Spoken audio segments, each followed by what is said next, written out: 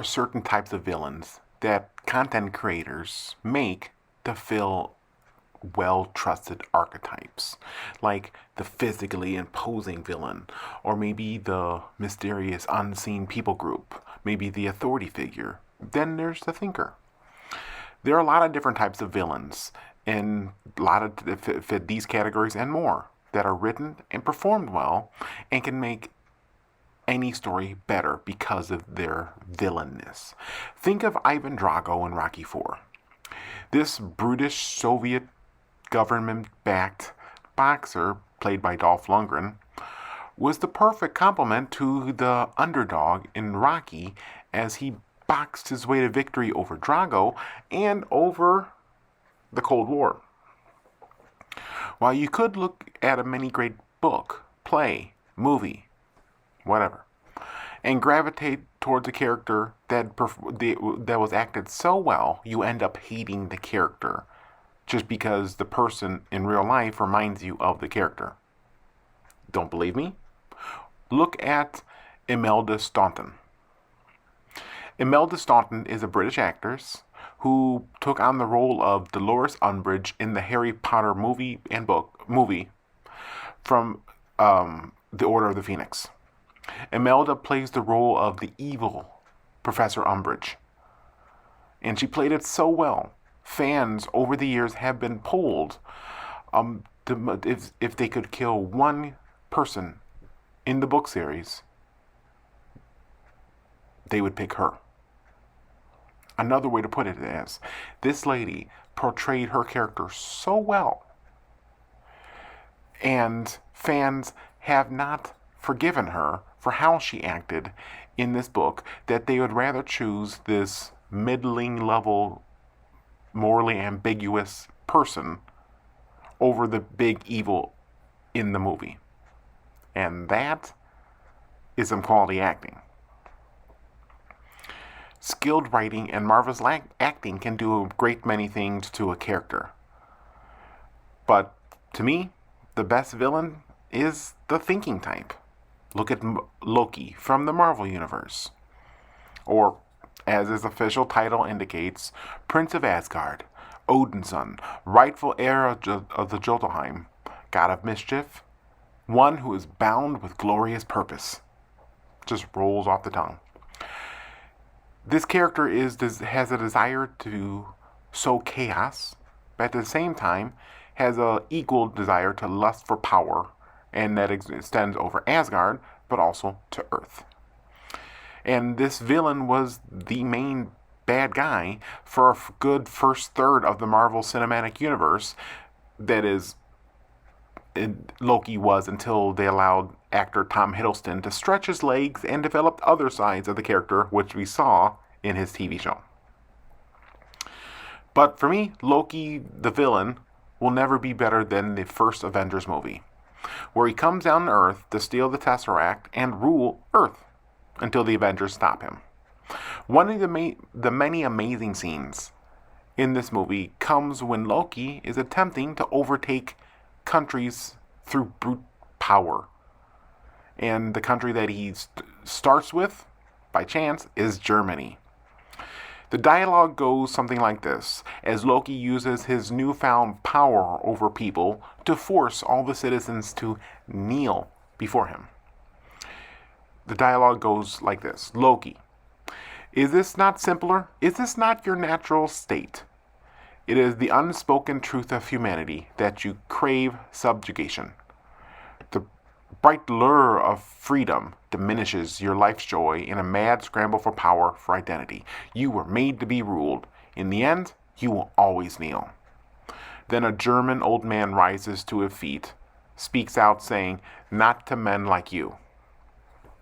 Loki then smiles and says, "There are no men to me." And of course, the scene gets stealed as Loki lines up to kill him. Captain America comes in, saves the day, protects this old German man, and drops the greatest line of one of the greatest lines in this movie, where he says, "You know, the last time I was in Germany, I saw a man standing above everybody else. We ended up disagreeing." Oh, don't you just love him? See, I've always enjoyed this defiant old man. He was the lone person to stand up to evil in the form of Loki and was willing to risk it all because this old man has a little Mordecai in him. Today we're going to be looking at contrasting characters in Mordecai and Haman as we look in Esther chapter 3. Now, Esther chapter 3 is going to be divided into two parts because there's two different ways to see this chapter, two different perspectives that we can gain from this one body of text. But the main point that we can get from this is that we need to stand up for what is right, no matter the consequences. Let's look at what Haman is and why he is not doing what is right and evil in 3:1. Verse 1 says, After these things, King Ahasuerus promoted Haman the Agagite, the son of Hammedatha, and advanced him and set his throne above all of the other officials who were with him. So we have spent a great number of time in talking in chapter 2 over Mordecai, and singing his praises even, of this godly Jewish man. While we can't identify what Mordecai's Hebrew name is, as we mentioned, or why him and Esther decided to stay away from Israel when they could have gone back. Unanswered questions. But we do know one very large piece of information about Mordecai that will help us understand him, Haman, and their conflict. It goes back to chapter 2, verse 5. Do you remember? Let me tell you. In chapter 2, verse 5, it says, Now there was a Jew in Susa, the citadel, whose name was Mordecai, the son of Yair, the son of Shimei, the son of Kish, a Benjamite. There it is. Mordecai was a Jew from the tribe of Benjamin. He was a descendant of Kish. Kish is the key here, since there was one other very famous son of Kish, Saul, the first king of Israel. In 1 Samuel chapter 9, we are introduced to Kish and his boy Saul. And we are introduced, the description of Saul is that he was a head taller than everyone else in the crowd. Ooh, ah. Because Mordecai was the son of Kish, it would only make sense that this new political figure, Haman, is also a blast from the past because he's an Agagite. Let me explain these two people and why their conflict from a different time in a different country is now retribution for Saul and the sins that he committed so long ago. The term Agagite is a little derogatory title that the Hebrew text uses to help the readers understand that Haman has an affiliation with Agag, the Amalekite king.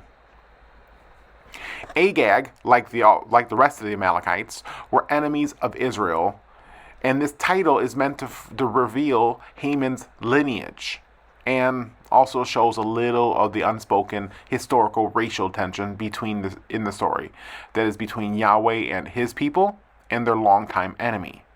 The Amalekites were charged by God to King Saul to be destroyed. And as the narrative go, Saul did so kind of, actually not really, because he spared a lot of the animals, the money, and King Agag, who the prophet Samuel later killed. King Saul had a chance to do what God said, didn't.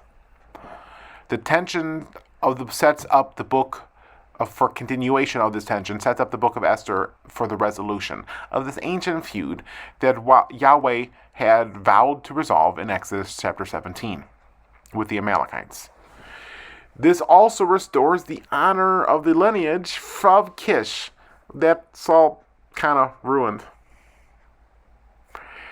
because it's now through Mordecai, as it functions as a replacement for Saul in this story. And unlike Saul, Mordecai does what is right and does what must be done for Yahweh as people. While a lot of us would consider this replacement, this do-over, a coincidence, not me. Because God is working out his perfect plan and by placing these two fellows together in the same time, same country, same business even, and gives the son of Kish one more chance at redemption. So since Haman is an Agagite and is somehow left over after killing off nearly all of the Amalekite people, some scholars believe that Haman had a predisposed hatred toward the Jews because of the background with their people. Think of it like a pre-existing condition of racism.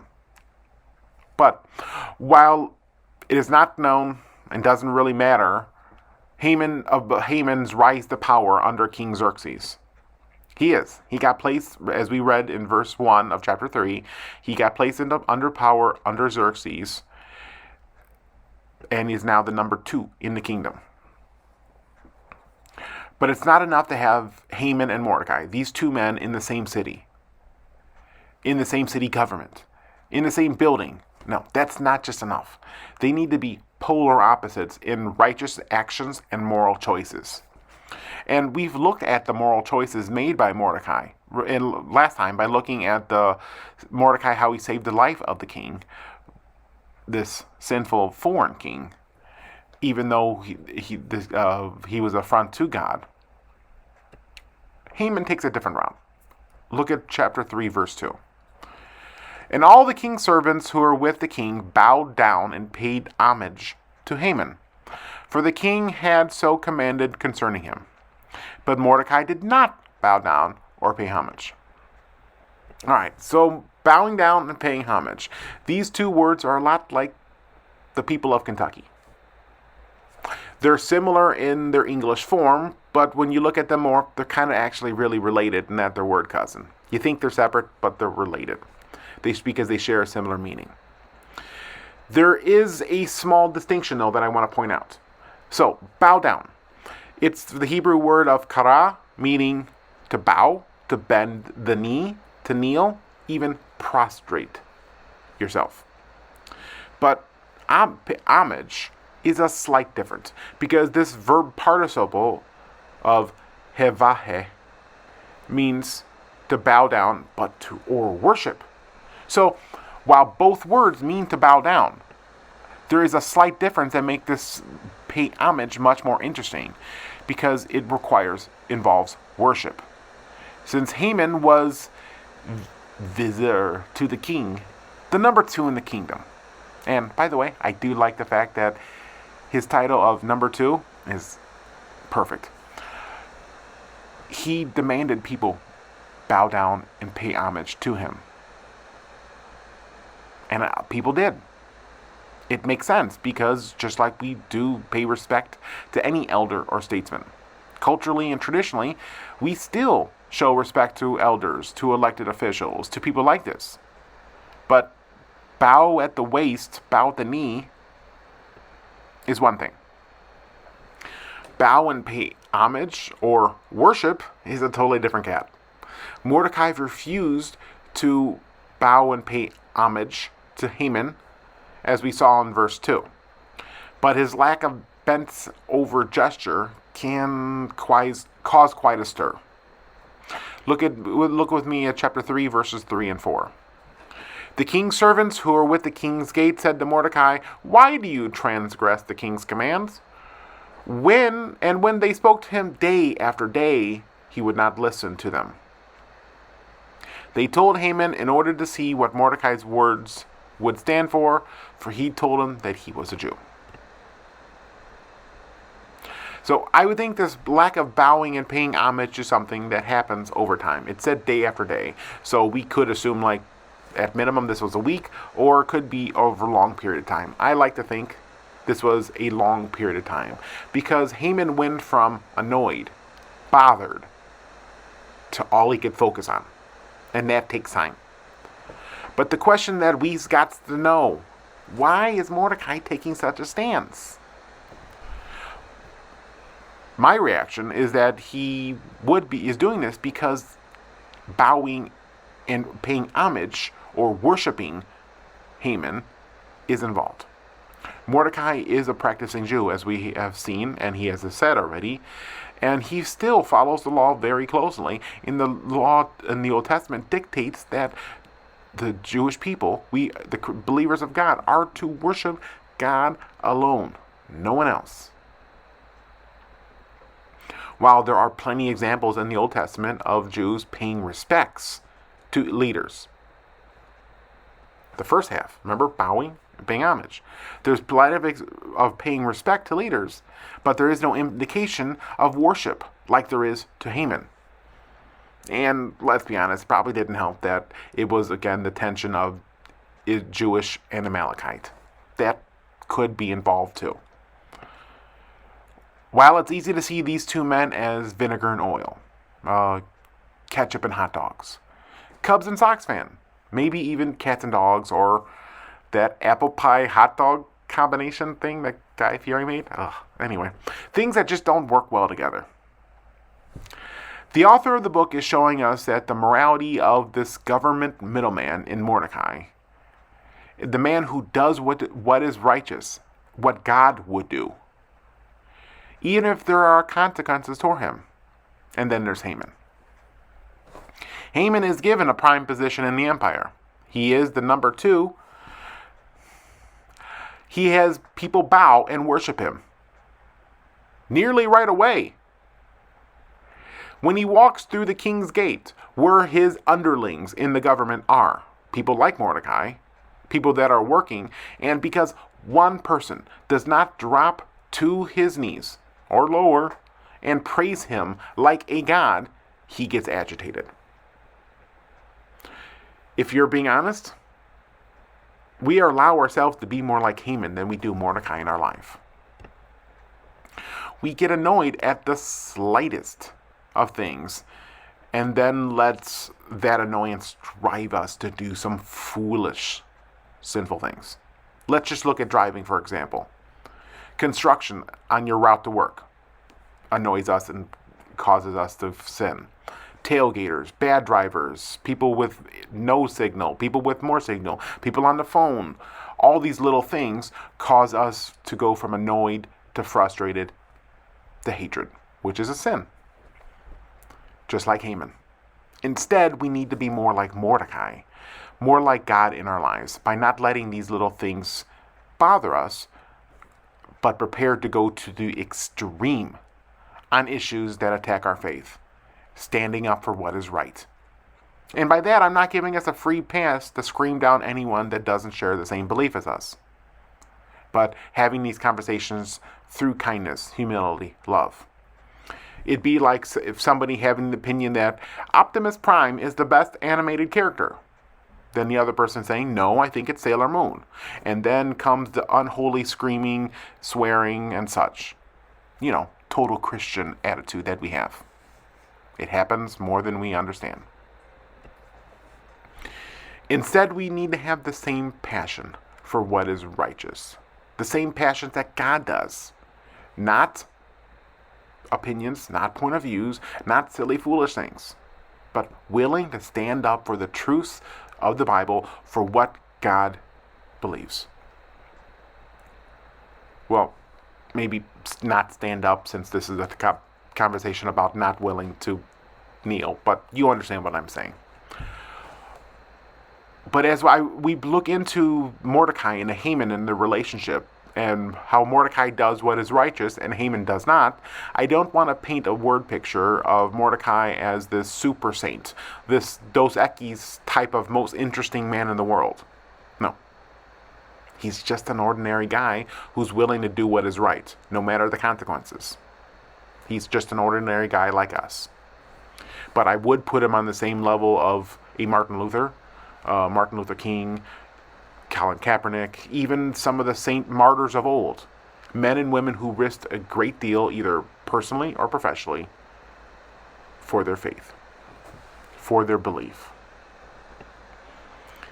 We should not want to not be on the list. We need to be considered part of this list. These people who are willing to stand up for what they believe at no matter the cost. This hall of faith. This martyrs list. our new nemesis in Haman has gotten frustrated, and his frustration became hatred. But his hatred, over time, I think even went to a Super Saiyan level. His hatred became over 9,000. Look at chapter 3, verse 5 and 6. And when Haman saw that Mordecai did not bow down or pay homage to him, Haman was filled with fury.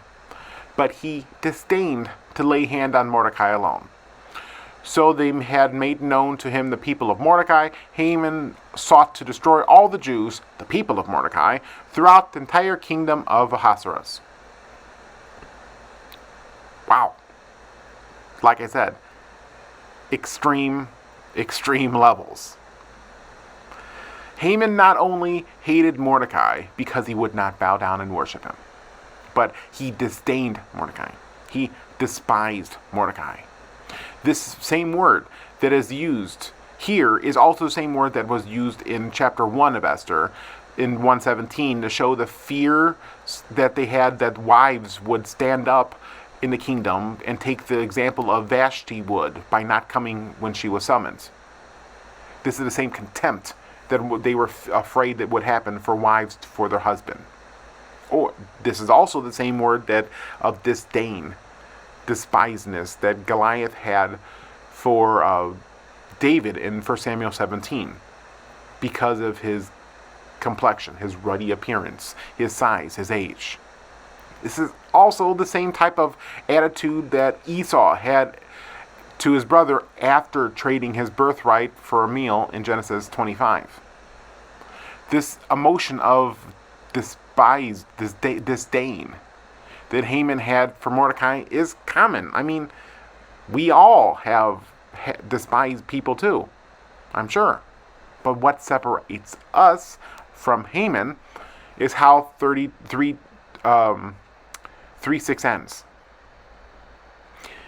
Haman hated Mordecai so much that he not only tried to get even with him, he wanted to kill every one of his people.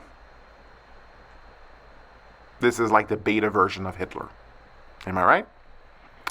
The plan hatched via hatred was to kill all of the Hebrew people because Mordecai refused to worship him. Which I'm assuming Haman linked the two because he associated Mordecai with being Hebrew, and if there was no Jewish people, no one else would not bow down to him. But think of this grandness of Haman's plan for a second. This is to kill every Jewish person in the kingdom of Xerxes. So everyone in the Persian Empire. And in case you can't remember the grandness of the Persian Empire, it's everyone in modern Greece, Egypt, all throughout the Fertile Crescent, including Israel.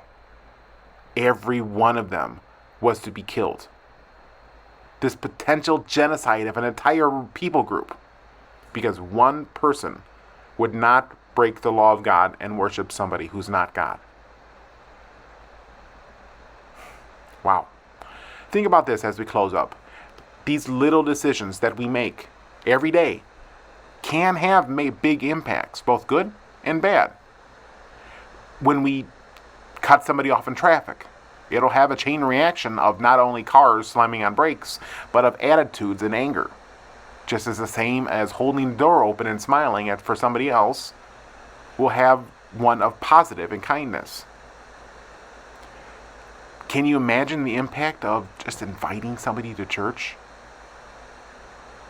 Eventually sharing the truth about God with them, his love for them? Think of that impact, what it'll do in that person's life and in their community. Stephen King wrote one of his best-selling books on tiny actions having big impacts in his book and eventual TV show 11/22/63. This action-packed book takes the reader from the modern-day time, 2016, I believe, a modern-day teacher sent back in time to stop President Kennedy from being assassinated.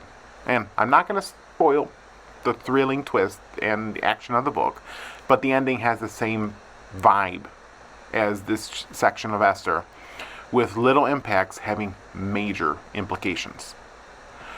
For our teacher, Jake, who went back to 1960, he had the choice of little and large implications in how they would impact the future. Gambling on a football game. Medium level, buying a soda, little impact on the future. Saving JFK from an assassination, big one. Each action has future implications. Just like, will stopping the murder of Harry's make it his life better or worse? What are the endless ripples of cause and effect?